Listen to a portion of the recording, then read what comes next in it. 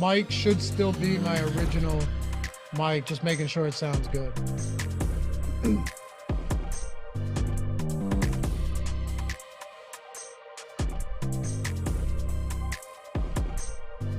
Hey, good afternoon. Welcome to the Stokastic.com MLB Live Before Lock. It's earlier than it was earlier today, by the way, 7:10. They moved that Kansas City game up. Would have been 7:40, I believe, but 7:10 now. Happy to have you guys. We haven't been on a Live Before Lock in a while. Greg is out in Ohio, out your way, Matt, attending his, I think he's in Ohio. He is. Attending his sister's graduation. I almost tweeted at him, said, Greg, put the phone away, pal. Put the phone away, brother. Go out there, enjoy your family. Eat some good food. Celebrate your sister's graduation. Just tweeting away. Anyway, what's up? I was enjoying those tweets, though. Dude, they were good tweets. I mean, the commencement speech and everything was my thing is when I'm doing something, I'm having a good time. It's just a personal thing. I never remember to tweet. And then like later I'll go, I could have tweeted that. That would have been pretty fun. But I'm just getting into it. You know what I mean? Sometimes I just forget to do it. Plus, no one cares. Living in the moment is never a bad thing. I'm with you. How you feeling? Feeling good, man. Happy to be on here again with you.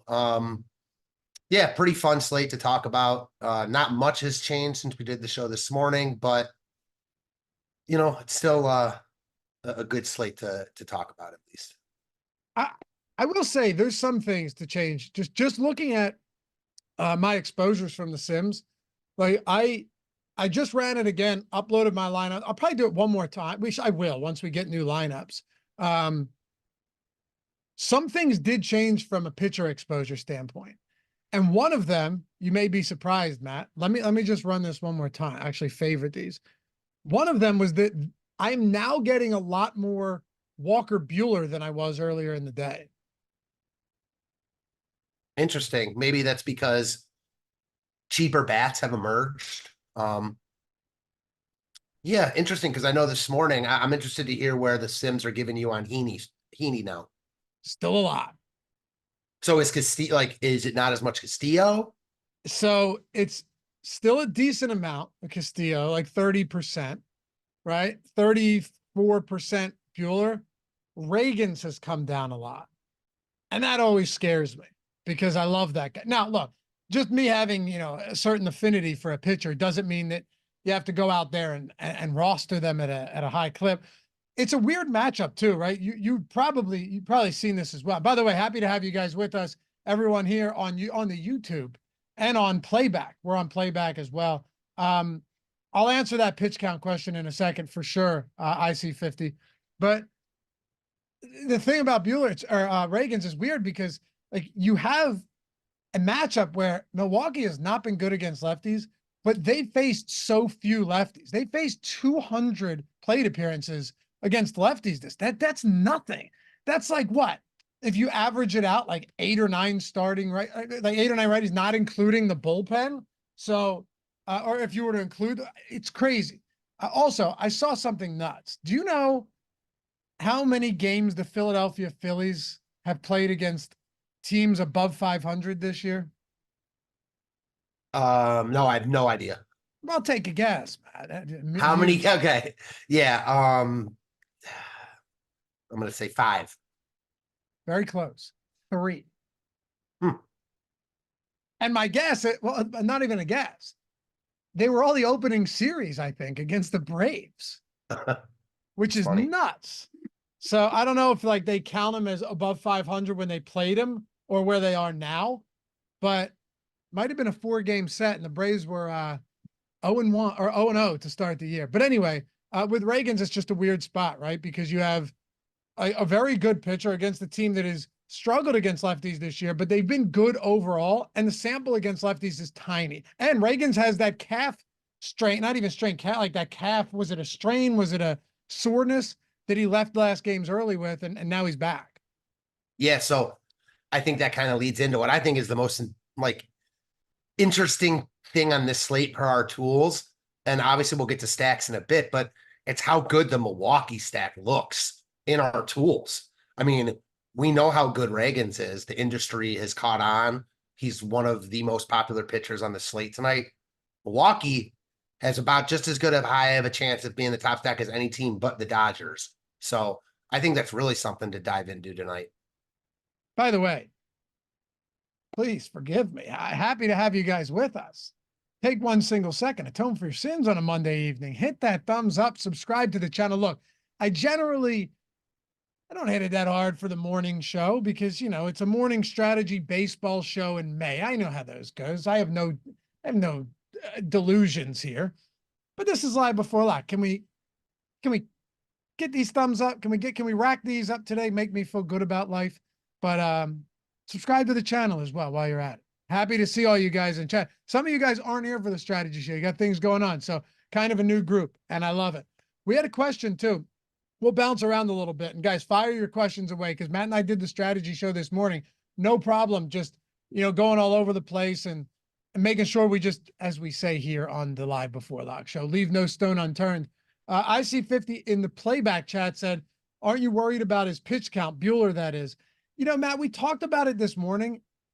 Yes, I'd be lying if I said I had no concerns about his pitch count, but this is like, it's kind of like a give and take. It's a catch-22 in a sense, because on one hand, you have Walker Buehler's pitch count. On the other hand, you have Miami who would you say they got rid of their best hitter? I mean, yeah, I guess best hitters. He's not like an amazing DFS hitter, but certainly their best hitter. Yeah. I would say he's the type of guy that, as an opposing pitcher, it's good when he's not in the lineup because he puts the ball in play. Right? Oh yeah. But clearly not the same. I mean, 5% strikeout rate last year, 6% strikeout rate this year. You're taking a 6% K rate out of the lineup. So to me, that's also important. They have a 3.3 run implied total. And didn't Buehler, so he threw how many pitches? Not his last tune-up, but the one before that.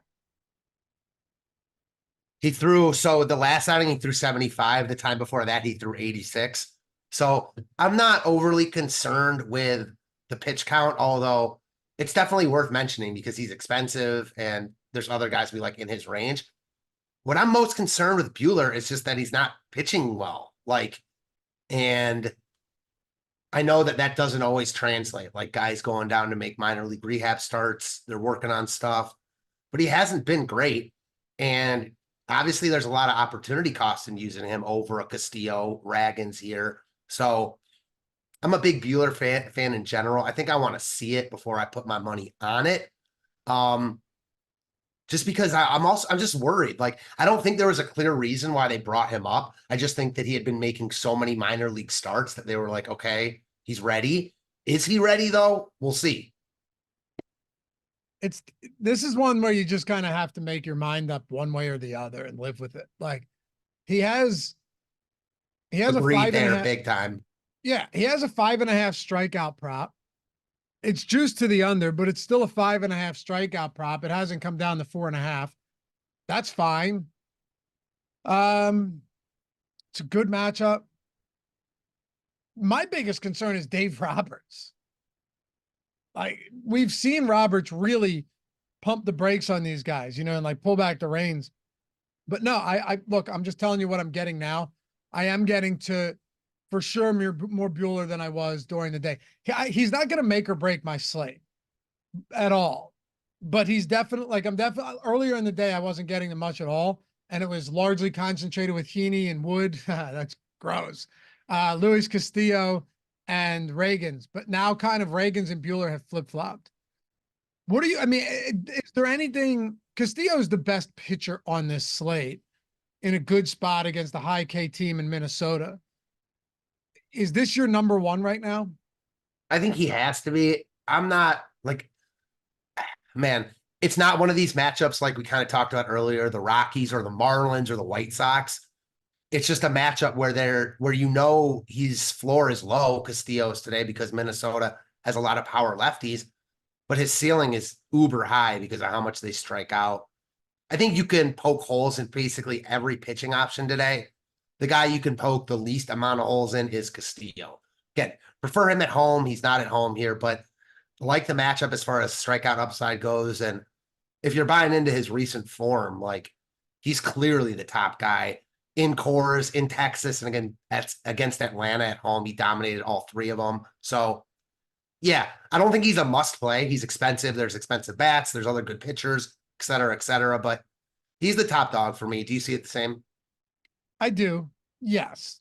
I want to ask you something, and I want to ask chat something, both in YouTube and in playback. Ghostface Kicker said, why is the lineup generator giving me Walker Bueller? Dude, again, if you don't like it, you can swap off, but it is a good spot. Matt and chat, tell me this. If I told you that Bueller could throw 90 pitches tonight against the Marlins, where do you stand? For me, obviously that would make him look better because I'm not sure he gets to 90, but doesn't cure my he hasn't been good problems. So I'm still probably lower on him than the Sims are spitting out, but that's a bad place to be. So maybe I need to re-examine my life's decisions. Ghostface Kicker said, I'd love him. No Arias and they stink, but he's coming off the IL. I'm scared. I get it. But coming off the IL is at least a little different. And I know you mentioned, Matt, in those tune-up starts, he wasn't great. I think it's a little bit different because it's not like he hasn't been making starts where he's throwing a decent amount of pitches. It's not like he threw 40 pitches in a tune-up start and then he's back. So, yeah, I actually like that part of it doesn't even really scare me. I think that the 90 pitches, while might be a little high, that is probably right in line with what he could give you tonight if he's pitching well. Like, I think it's more of a question than like, oh, he's just going to pitch well though, because as bad as the Marlins are, like they're better than most minor league teams out there. And, you know, if he was struggling against minor leaguers, doesn't mean he's going to come up and struggle here. I'm a big Bueller fan. I think he's a top pitcher at his best form or in his best form, but I'm not sure we're seeing that right now. So that's where my cause for pause lies. I get it because like, it's just entirely possible. A guy that hasn't pitched at the major league level since 2022, it's possible that maybe this just isn't the same Walker Bueller. And then he ends up, you know, and then maybe 9,300 is wildly overpriced. That's my concern because, again, that probably isn't the case, but it's at least live to be like in the realm. And that's something where, again, he hasn't pitched in so long. The Sims are using a lot of different combinations of numbers. Surely his past numbers are in there, but is he the same guy? We'll just have to wait and see. So would you put him behind Castillo and Reagans? I think that him versus Reagans is really, really interesting. I think his ceiling is lower than both because both those guys are stretched out and have just as good a strikeout upside. But I think that Bueller's floor is actually maybe the highest amongst the three. Certainly higher than Reagans and maybe Castillo also, just because the matchup is pristine. I mean, I mentioned those three teams, the Marlins, the Rockies on the road, and the White Sox. Those three teams look like teams you want to be picking on day in and day out. Jake said Bueller's a hard no for me tonight, dog. Yeah, see, we are definitely split. A lot of people split. Wait till we talk about Alex Wood. This is somebody that we talked about a lot this morning. We'll bounce around pitchers, and again, you guys have questions, hit us up. But dude, Alex Wood, I've actually limited. I put an exposure cap on him in the Sims today. Put it that way. Wow. Put it that way. Yeah, I had the cap exposure on Alex Wood. Maybe I shouldn't have. Maybe it'll be a mistake, but that happened.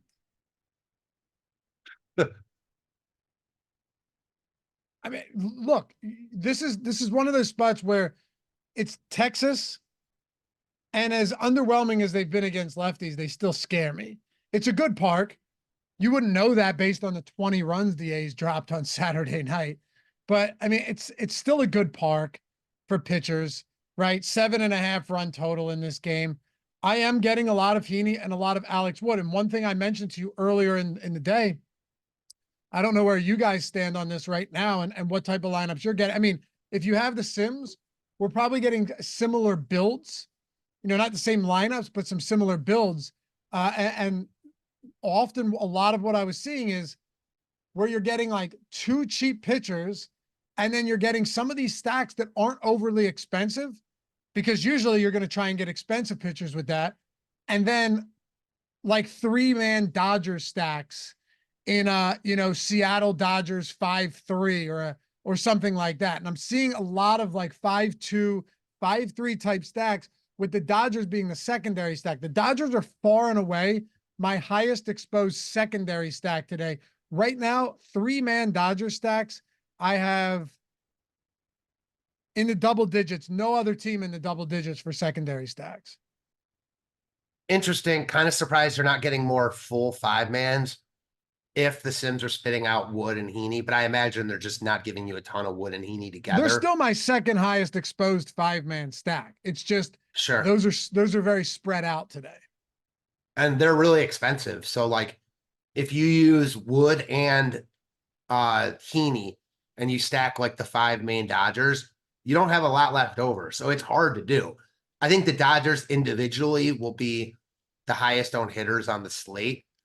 I don't think that as a full 5-man stack, though, like that many people are going to be able to get to them, with expensive pitchers always being popular.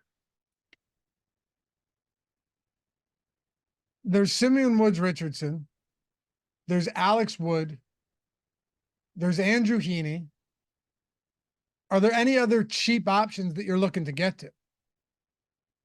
Not really. I got to bring him up again just because he's half what he was owned this morning. So Roddery Munoz, again, he's got a similar top pitcher percentage as Manaea and Wood, 10% there, 1% ownership. And the only other case I'd say is, we talk about using stacks against popular pitchers. There's leverage. There's a ton of leverage in Munoz against the Dodgers. Like if you're not stacking the Dodgers, I don't think having Munoz in your pool is crazy, because certainly if you're not stacking them in that lineup, like you don't think they're going off, and then Munoz probably isn't awful. Just a small slate, gamesmanship, game theory type of play. Certainly don't like it on paper, but he stands out in the tools. And while Justin Steele does also, there's big questions with his pitch count, and he's much more expensive. So just wanted to throw it out there. Yeah, that's a pitch count that worries me more than Bueller, for sure. I don't know how that's I was thinking about him when you mentioned it's not like Bueller pitched like 40 pitches or whatever you said. I can't remember the exact wordage. Like that's what Steele did. He threw one rehab start where he threw like 60 pitches. That's a big no for me. Yeah, 60 pitches. And across those 60 pitches, those are the first that he's thrown since what? Opening day. Right? I think opening day was his first and last start of the season so far. So yeah, there's that. And that's Steele. But he has a 4.5 strikeout prop, pretty much even on both sides last I looked. So I don't really think you're getting to Steele in a spot like this. He's also just not getting ownership. He's at what? 3%. Manaea against St. Louis. Yeah, St. Louis has struggled against lefties. It's not the same team we've seen before. They don't strike out at a particularly high clip, though. And I guess the question is like, what advantage do you get by going to Manaea over just like Alex Wood and taking a $2,300 discount? Of course, Manaea versus Heaney, the difference is massive ownership. But with Manaea and Wood, pretty similar ownership, just a massive discount. And actually, you'd almost argue, Matt, similar matchup. Both teams have struggled against lefties big time. Neither team has a lot of strikeouts in their lineup, neither St. Louis or Texas. Yeah, I think you're more worried about Texas just on paper, but I'm with you. Like, if they were the same price, I'd probably like Manaea more, but not drastically. And as you mentioned, they're not even close to the same price. Manaea is like a third more expensive than Wood is. So I'm with you wholeheartedly here. I think if Manaea was 5,500, I'd probably like him a lot more. More for sure, but I wouldn't. Yeah, I guess, maybe I was underselling that. Okay, sorry. I'd like him a lot. I mean, the problem though is the walk rate. Yeah, true. Wood puts a ton of guys on base. No, I thought you were saying that with Manaea. My biggest issue with Wood I also is the am. amount of guys he's okay, both of them, but Wood specifically, the amount of guys he puts on base. Yeah, both. I mean, Manaea, correct me if I'm wrong, but I thought I said it this morning. I think he has a 14% walk rate this season. And Wood's allowing like basically 2 base runners every inning. So that is not good. No, neither of them. That's what I'm saying. Like these guys are actually kind of similar right now. Wood has a 11% walk rate. Yeah, 19% strike rate. Not great. 412 BABIP. Hopefully that comes down a little bit. I don't know. I mean, Castillo, Reagans, and Bueller to me, like I'm not paying for Steele at that price point, just knowing his pitch count. Well, knowing that he's going to be limited. The other guy, Yeah, and go ahead. sorry, go ahead. No, my bad. No, go, because I'm going to follow up on something else after you talk. So the only thing I would say about Steele, and I'm not going to play him here, but it's a small slate. So like if you're stacking the Brewers, let's say, and you obviously aren't using Ragans, Castillo certainly is in play there. Bueller's in play, but like it's not inconceivable that Steele outscores specifically Bueller here, given the concerns we have with Bueller, even if Steele doesn't go deep in the game. It's only a 150 max type of play, but I think that I wouldn't like cross him out if I was doing that. That's all I'm saying. He is good. He is good. We had a question too in chat. You guys aren't fading the Kansas City Milwaukee game with the weather? No. They moved the start time up a half hour. So let me just pull it up real quick now, Matt. But last I looked, it actually appeared to be okay. Let's see. If you move a start time up a half hour, you must really think you can get this in, right? And yeah, it's like a line of thunderstorms coming up. Damn, those are huge storms. Yo, I love the proactiveness of them making the game 30 minutes earlier. That said, I don't think it's like ultimately the safest game if you're trying to get a full 9. I wouldn't fade it, but if you're just looking for, you're playing one lineup and you don't want to deal with any of that stuff, I wouldn't blame you for not playing it. Also, this is strange, but like I think pitching is safer than hitting in this game. Here, I'll explain.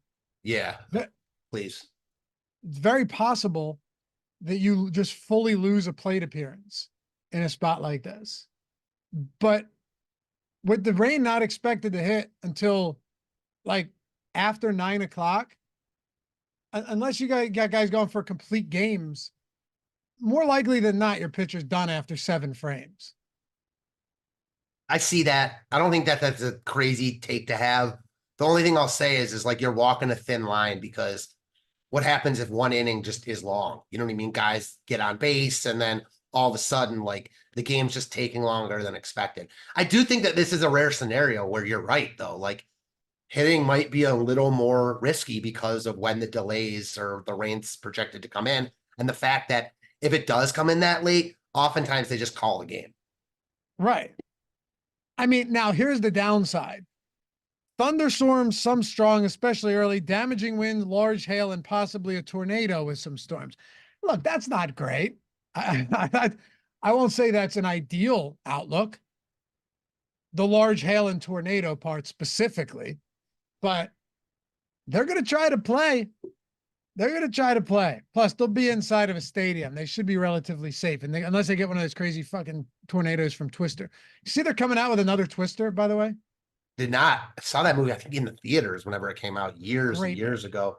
Yeah, I know you're a big tornado guy. Yeah, they haven't made a good tornado movie since Twister. How is that? How is that possible? Probably because they focus too much on effects and the movie turns to shit. Yeah, good call. I don't know. But yeah, it looks like 9 o'clock is when I'm gonna play the game. Like I'm put it this way. I'm not touching exposures to this game. And if you're saying 9 o'clock, that's actually 10 Eastern. The game starts at 6 o'clock their time. There you go. There you go. Yep. Good call. So the game should be over. Game should be over. Yeah. Which makes me feel like all I'm saying, I'm not going to be making any decisions based on that. So I'm with you. yeah. Wookiee Sharknado is a classic. How did that ever get popular? What a dog shit movie that was. Just like during COVID, what was that one? The Tiger King or something? Oh yeah, that was like a documentary though. I watched 2 episodes and turned it off, but it was huge for a while. Um, what are we doing with Simeon Woods Richardson? That that's the one that's the one that I keep running into. And like, okay, if you were going to this mid-range, let's do this. Chat, feel free to chime in. If you're going to this range, because you have pretty distinct ranges of pitchers today. And I know earlier this morning you said you didn't love this range. So this will be interesting. Like very distinct ranges, right? Castillo, Bueller, Steele, Reagans. Darvish is kind of like no man's land at that 8,400.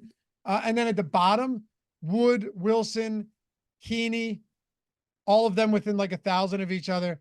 And then in this 7K range, you have 4 pitchers: Woods, Richardson, Munoz, who you talked about, Kyle Gibson, and Sean Manaea.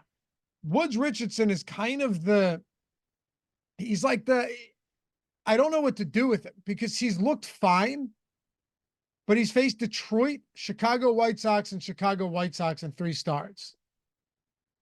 I'm still trying to get over that you didn't see all of Tiger King. This thing, yeah, shit. It was awful for sure, but what else was there to do? I mean, I refuse to give into the math. Well, I was outside with people getting way too hammered, dude. It became a bit of an issue for a month or 2 there.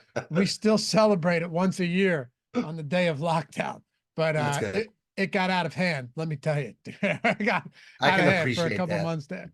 Everyone started to lose their minds a little bit, but Jake says he prefers Manaea. Who do you prefer in that range? I think it's Gibson. Again, I don't love Gibson. He kind of is what he is, but it's rare you see one bat affect things this much in the tools. Pete Alonso's not in the lineup for the Mets. They went from being like second in our top stack tool to like half, like they're in the middle. So Gibson's also moved up in the top pitcher tool. He's getting ownership, but not enough where I'm like, I need to not play him. Again, I don't like him. I'd rather play Heaney, who's cheaper, but Gibson's probably safer than Heaney. Gibson will get blown up every once in a while, but he's kind of just like what all these St. Louis pitchers are. Like if they don't get themselves in trouble, they're usually okay.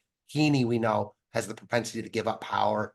So higher floor, lower ceiling for Gibson. I don't hate it. I can't play Woods Richardson just because I'm not buying it at all. I mean, he looks like Munoz to me in that these guys have really skated by on smoke and mirrors in the big leagues, but their minor league numbers suggest big time regressions coming. Now, the difference is one's facing the Mariners, the other's facing the Dodgers. We know Seattle strikes out a ton. He's not getting that much ownership, so that's why I don't think you're crazy to play him. I just prefer a lot of other guys over him, so it's not for me. Do you? And I have some Woods Richardson. My pitching exposure is way more spread out, way flatter than it's been in a long time, Matt. We do a lot of these shows together. There've been plenty of nights and days where I'm getting like 60+% of a pitcher. None of that today at all. Do you think Oakland stacks against Heaney is sensible given his 30% ownership? I do. And like looking at this slate from a 30,000 foot view, I'd say, yeah, Oakland's definitely in play. Heaney can give up power. Oakland's been good lately.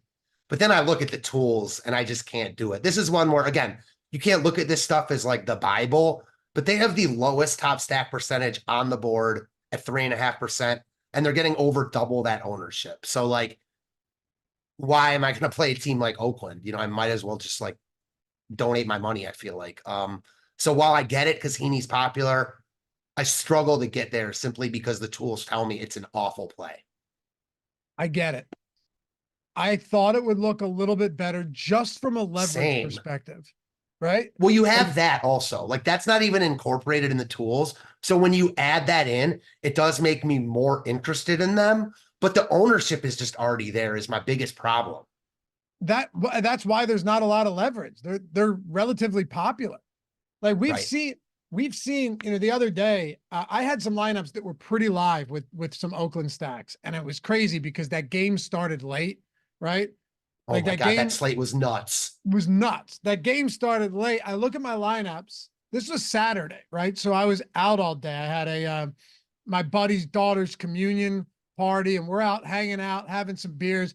I had gotten everything in, go over there, and I'm like monitoring it. I had missed that was delayed because the lineups had already come out. So I was like, all right, I'm good. Set it, forget it.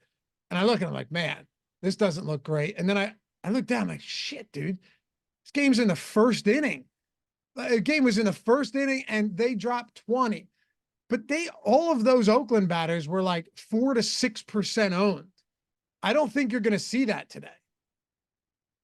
I agree, but then it also comes down to like, yeah, like on a counterpoint to what I was just saying, they're over. Wait, are you countering yourself? I am, just because, it's MLB. So like you gotta be devil's advocate to yourself. Sure. I just want to make sure. Go ahead. It's the point that you said. Heaney's getting ownership.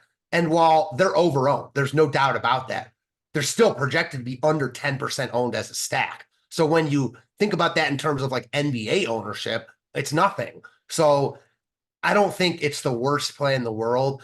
I just like other spots better, is all I'll say. Sure. Trying to see if I have stack exposure to Oakland. Yeah, I don't really have any Oakland today. Matter of fact, really don't. And I am getting a lot of Heaney, so that could end poorly. I just reran it. I have 38% Andrew Heaney. It's just interesting to me, like why? And again, I don't have a good answer for this. I know it's slight, but why does Miami have a slightly higher top stack percentage than Oakland here against Buehler? I don't know. And while it doesn't make me want to play Miami, it just makes me want to play Oakland less. Right. Clearly a marginal difference there. There's no doubt about that, right? But implied totals, 3-3, 3-6. They look like the same team. I mean, to be fair, it's all pretty identical. Like they basically look like the same team today. Right, which is the same point though I'm making. I don't think that they even look better than Miami. So while you're right, like Miami doesn't really look better than them, like when you look at this slate and you think about it before looking at any of the tools, it's like, damn, Oakland has some righty power. They're hot right now. Heaney can give up power. Miami is like the shittiest team ever. Why are they even the same here? I don't know, but they are. You're right. Yo, shout out to Underdog, by the way. They got a ton of discounts for Pick'em going on today. Edwards, 28.5 down to 23 points. Siakam down to 17.5. Brunson down to 30.5. A lot of discounts. Jokic, 29.5 to 24.5. Jordan, are there free squares or just discounts today?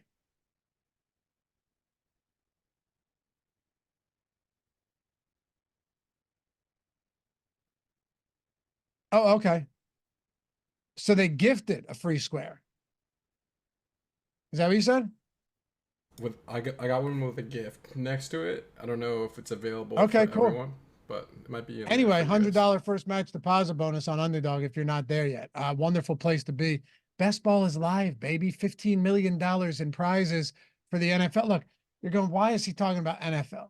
You get in a couple of those drafts, you'll stop asking questions. You'll start understanding. I can promise you that much. Plus, they got the Pick'em contest, the daily drafts for NBA playoffs, MLB, NHL, all of them. When NFL rolls around, the daily drafts, even Florida's got formats you can play where they're stringent as hell about everything. But look, $100 first match. Links in the description and chat. What that means, you put $100 in, you got 200 instantly. Put 50 in, you got 100. You put 20 in, you got 40. You get it. You're doubling whatever you put in out of the gate instantly. And they got a lot of discounted squares. It sounds like Jordan's saying they're gifting free squares today as well. I can do everything on Underdog except for play Pick'em. So there's that. But check it out if you haven't. Awesome, awesome site. You'll love it. So I think we need to talk about the Dodgers a little bit here, Matt, because they have an 18% top stack chance. I just refreshed this. No one else is above 10. Clearly, they're the best stack on paper. They also have the highest stack score. And even though they are owned higher than any other team, they still actually have slight positive leverage because they have a higher top stack probability than their ownership. I think the price is playing heavily into all of this, of these bats, which just makes them really intriguing to me. It's not all that often you see a team that looks this good on paper, but isn't wildly overowned on a 6-game slate.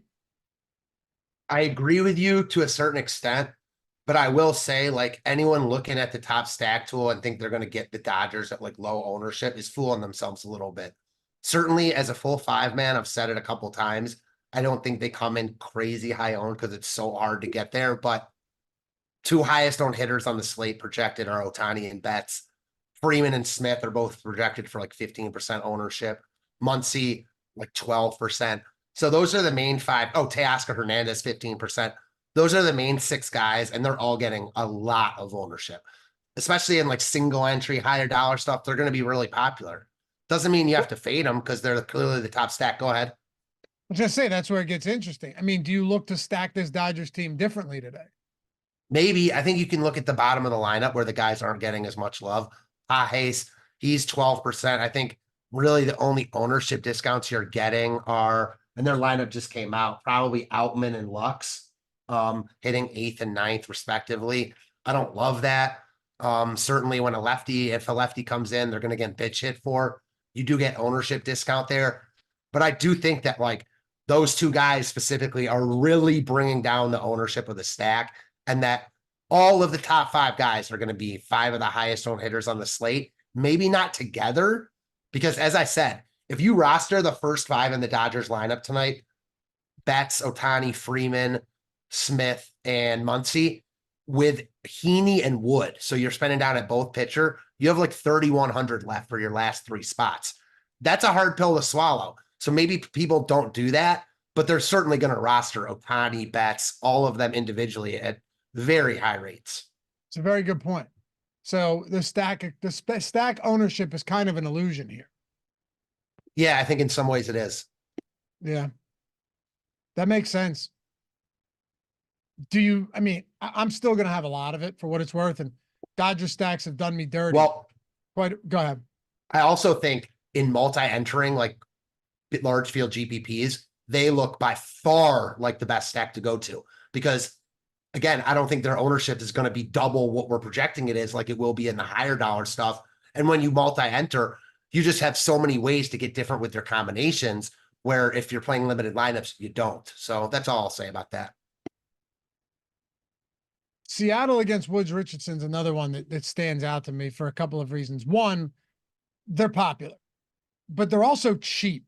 Like there's essentially virtually no expensive bats, like real expensive bats in this lineup outside of Rodriguez, right? I mean, who else are you paying a premium for in this spot against the guy who has had 3 super easy matchups against Detroit and 2 against the White Sox? Like you have one guy at 5K, Raleigh's at 4K. Everybody else is sub 4K on this slate. And that's including your 3-hole hitter, your 4-hitter, your 6-hitter, your leadoff man. Again, are these guys great bats? No, but there is some power in this lineup. It's a better park than if they're playing at home. I get why Seattle's popular today. I truly do. And that's why I said to you this morning, the one thing that stood out to me when I was looking over all of my lineups was I thought that I saw how much Seattle I had and I go, whoa, okay, that's a lot. I saw how much Seattle I had, and my immediate assumption was, well, that means I'm going to have a lot of Castillo and like Reagans, Castillo, and Buehler. But it wasn't the case. It was actually opening things up for me to get 3-man Dodger stacks in there, and pitching still wasn't crazy at a premium. Right. It's because the Mariners, while they're cheap, they're not like 2K cheap. So it's not like you can just roster them and the Dodgers and then whatever pitchers you want. Like you're still going to have to concede a little bit. And yeah, this is a classic. Like they look really, really good. They're probably going to be too high owned. So like do with that info what you will. Specifically the top of their lineup, Rojas, Julio, Polanco, and Raleigh, all projected for big ownership. And it makes sense. I mean, again, there's only 12 teams to choose from on this slate. A couple of them aren't going to get any love at all. So it's just going to bring up the ownership of everyone else. And yeah, I do think at the end of the day, the most popular stacks tonight will be the Dodgers and the Mariners. Who are your favorite stacks right now? It's hard not to have those 2. I mean, listen, like those 2, while the ownership is there, I think that they look like the 2 best stacks on the board. I do think that both teams in the Royals Brewers game also look particularly appealing. The Brewers because they're good and they're facing Bryce Wilson, or the Royals, excuse me, the Brewers because they're also good and they're projected to be very underowned in really good hitting weather, obviously, at least until the rain comes. So I think both those teams in that game look good. I think the top stack lays it out pretty well, kind of aligns with my view. The only other stack I'll say in tournaments, and if I were multi-entering, I'd be over on, knowing that it's not going to work out that many times, is the Marlins. We talked about them in comparison with the A's. We don't know what Walker Buehler or who Walker Buehler is right now. And he's pulling ownership. Like, if he weren't pulling ownership, I wouldn't be interested at all, but he is, so I am. Would you be willing to play him and play the Marlins in like a 3 max? Probably not, just because even if Buehler's not good, it's still hard to see the Marlins like taking the cake with this slate. But if I were playing 20 lineups, I might have a couple in there. I'll tell you what, my best lineups the last 2 days have been Oakland stacks. Granted, much better matchup, and they have actually proven at times to be a competent stack. And the Washington Nationals yesterday, you know, Nat stacks yesterday were huge, huge. Yeah, I mean, again, your point is well taken, but it is like the Marlins are facing whatever Walker Buehler is right now. He's got to be better than Alek Manoah, and I don't even remember who the A's faced that day, but a lot of it was against their bullpen, and the Marlins bullpen is atrocious.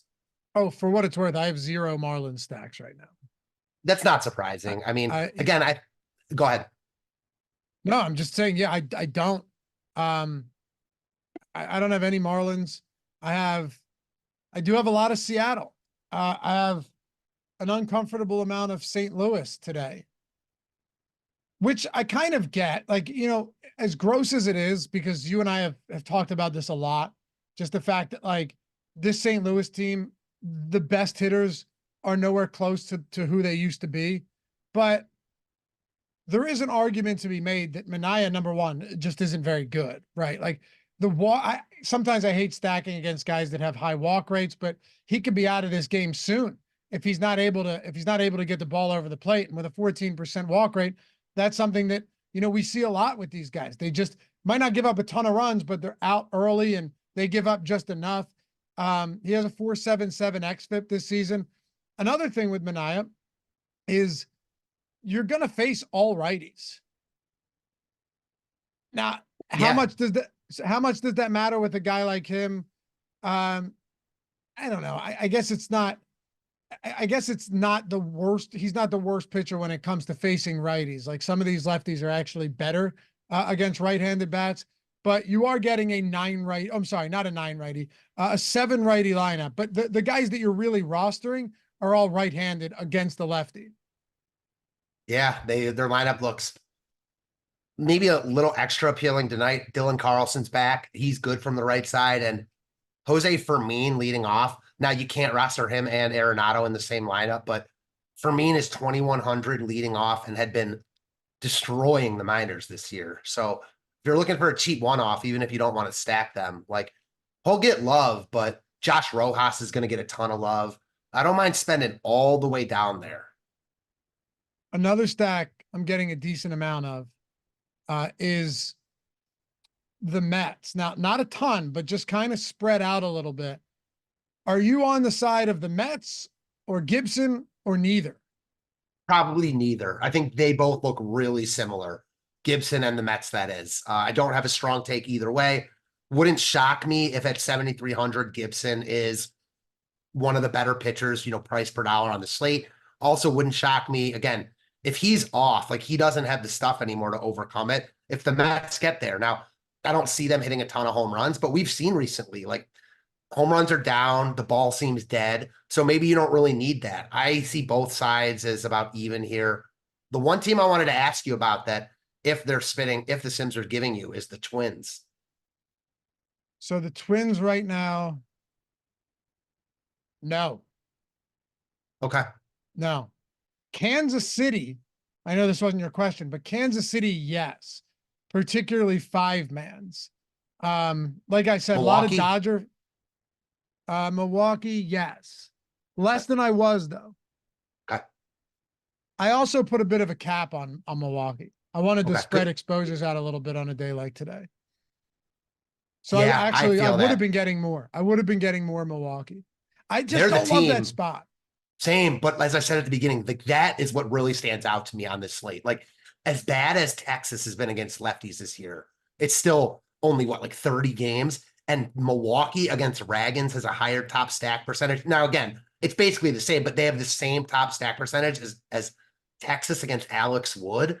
Like this is one where, again, and I've said this before, if I knew nothing about MLB and I was just looking at the tools, building a lineup, I'd be hard pressed not to stack Milwaukee in this spot. It is one where you kind of just trust it. You got to trust the Yeah. tools sometimes, which is why I'm Yep. still getting a lot of Milwaukee. Don't get me wrong. But it's also one where if you did know baseball, you would look at this and go, man, I'm really not sure I want to do that. You know what I mean? It's funny how that works. Yeah, exactly. And again, even if you play it out like you just follow the tools, it's still 90% chance not going to work out. So like you just have to know that going in. Kansas City's the one that is maybe the most interesting of all of them to me against Bryce Wilson, because they are popular. Like you said, I mean, I'd have to imagine tornado weather is good hitting weather. But like they're what, top 4 in top stack probability at 9.9%. I mean, they're really second. If you want to be, if you want to decide that we're not going to split hairs here, St. Louis, Texas, Kansas City, Seattle, and Milwaukee are basically identical. I agree. It's them, it's the Dodgers, them, and then the other teams. So I was just about to say that Seattle, Kansas City, Texas, St. Louis, and the Mets all look basically the same. I mean, you're right. Yeah. And I'm not really sure. Nicholas Robertson said all in on the Royals. Look, I get it. I do. I can tell you the teams I'm not getting to right now, though. Very little San Diego. I think like 5%. No Miami. No Cubs against Darvish. And no Minnesota. But I am getting to at least trace amounts of everyone else. Minnesota is like only slightly interesting to me because while Heaney and Bueller and Ragans all get love, I don't think it's a question of who the highest owned pitcher on the slate is going to be, and that's Castillo. He's in the safest spot. He's been the best, high strikeout upside. So like there's a lot of leverage in Minnesota. And again, Minnesota isn't the Marlins. Like they're not the best offense in the world, but they're not bad either. So like if I were playing 150, you know, again, and this is just me projecting, if I were like building them all out, I would have some Minnesota. I certainly wouldn't be like depending on them to have a good night for me, but I think there's some merit there. By the way, shout out to Poker God 18. I mentioned it this morning, but when we have winners, we shout them out here. That's what we do. Took down 10K just the other day. We had what, Jake take down 17K right after grabbing the Sims tool. Then we had another 13K a couple days after that. PG 18, Poker God 18 said, been saying it all season. Sims tool keeps crushing the showdowns. I know, dude. Eitan Shander says it all the time. He does a lot on our betting side. He's done some DFS shows. He's like, look, I don't know DFS well at all. He's plugging it in, and I think he won like 7K in the past couple of weeks. So you love to see on showdowns, no less. But yeah, shout out to Poker Guide 18. You guys already know Sims Tool. Link in the description and chat as well. 1 week, 1 month, however you want to play it. There's literally a subscription or package for anybody, depending on what you're working with financially or just how much you're playing. Like you want to try the lineup generator itself. The Sims comes with everything, every single tool on the site: ownership, player projections, top stacks, top pitcher, top hitters, lineup generator, premium Discord, Sims tool, post contest simulator, which is one of the most important tools you'll ever use if you're actually serious about it.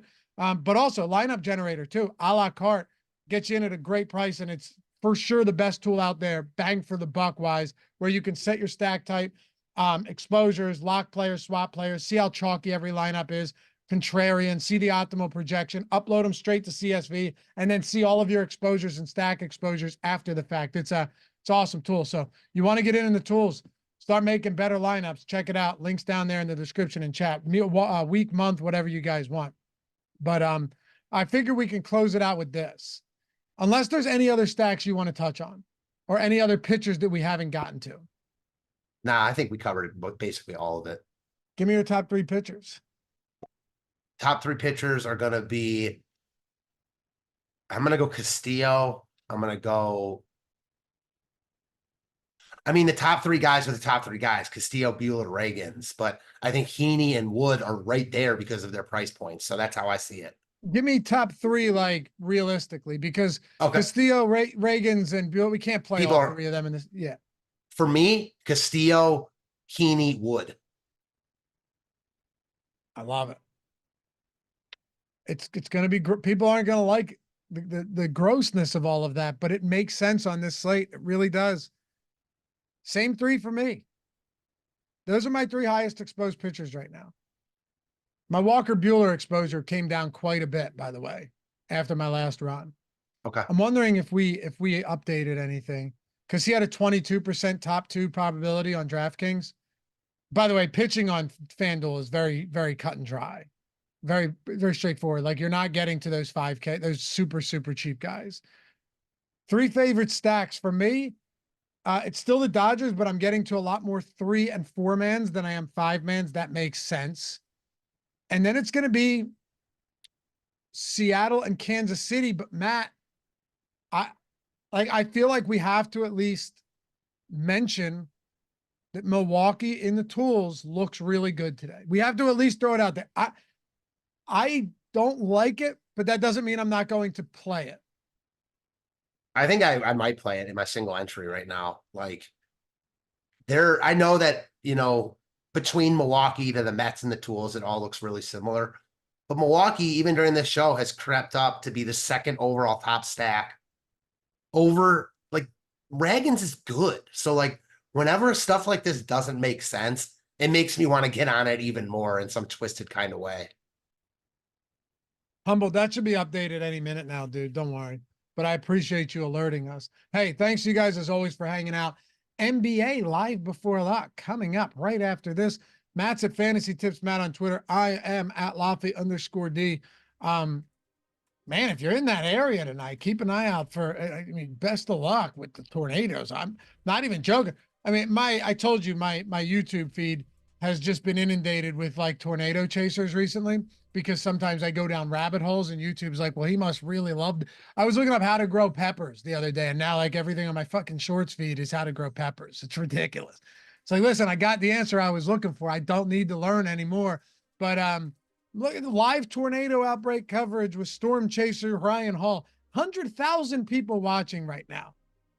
Shit. Be safe, guys. Have a good night. Let's win some money, and we'll catch you back here for the strategy show tomorrow morning. Peace.